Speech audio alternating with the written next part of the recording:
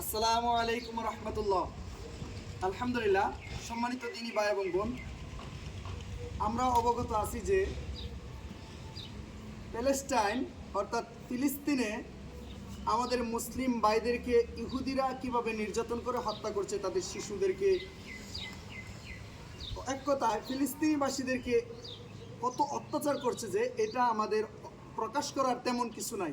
কিন্তু ভাই, এখানে বিষয়টা হলো, আমরা সকালবেলা মুসলিম হিসেবে ঘর থেকে বের হই, কিন্তু ঘরে ঢুকি ইহুদি হয়ে, এটা আমরা বুঝতে পারি না।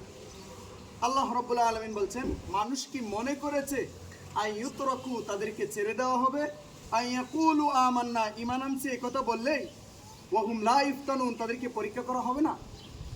প্রিয় ভাই এবং বোন, আল্লাহ তাআলা আমাদেরকে এমনভাবে পরীক্ষা করছেন, যেই পরীক্ষা আমাদের দৈনন্দিন প্রয়োজন।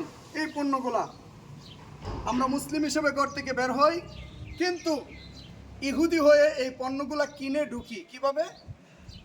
আল্লাহ রাব্বুল আলামিন বলছেন, ইয়া আইয়ুহাল্লাযীনা আমানু, হে মুমিনগণ, লা তাত্তাখিযুল ইয়াহুদা ওয়ান নাসারা আউলিয়া, তোমরা ইহুদি এবং খ্রিস্টানকে বন্ধু বানায়ো না। বাদুহুম আউলিয়া বাদ, তারা একে অপরের বন্ধু। প্রিয় ভাই এবং বোন, এই যে ইহুদি এবং খ্রিস্টানকে বন্ধু বানানোটা, এটা আমাদের এই পণ্যগুলাই যথেষ্ট, এইগুলাই যথেষ্ট। অথচ এগুলার বিকল্প পণ্য আমাদের কাছে স্টিল আছে। তারপরও আমরা খেয়াল খুশি ঘর থেকে মুমিন হয়ে, মুসলিম হয়ে বের হই, আর এই পণ্যগুলা কিনে তাদেরকে বন্ধু বানিয়ে আমরা ইহুদি হয়ে ঘরে ঢুকি। ওমাইয়াতাওয়াল্লাহুম মিনকুম ফাইন্নাহু মিনহুম, তোমাদের মধ্যে যারা তাদেরকে বন্ধুরূপে গ্রহণ করবে, তারা তাদের মধ্যেই গণ্য হবে। ইন্নাল্লাহা লা ইয়াহদিল কওমাজ জালিমিন, আর আল্লাহ জালিম সম্প্রদায়কে পথ প্রদর্শন করেন না।